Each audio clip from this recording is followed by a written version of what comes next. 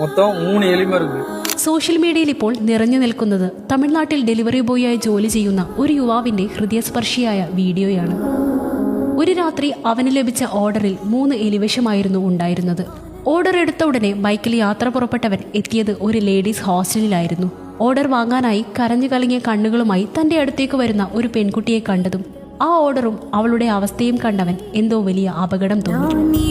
ആ നിമിഷം തന്നെ കയ്യിലുണ്ടായിരുന്ന പാക്കറ്റ് അവൻ ബാഗിലേക്ക് മാറ്റിവെച്ചു. തന്റെ ഓർഡർ എവിടെയെന്ന് ചോദിച്ചപ്പോൾ അവളോടത് എടുക്കാൻ മറന്നുപോയെന്ന മറുപടിയാണ് അവൻ നൽകിയത്.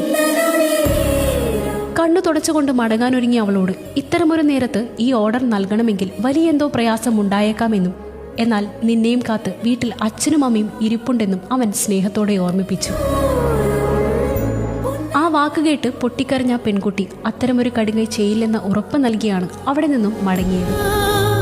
ഈ ഡെലിവറി ബോയ് അന്ന് മാറ്റിവെച്ചത് ഒരു ഓർഡർ മാത്രമല്ല, ഒരു വലിയ ദുരന്തത്തെ കൂടിയാണ്.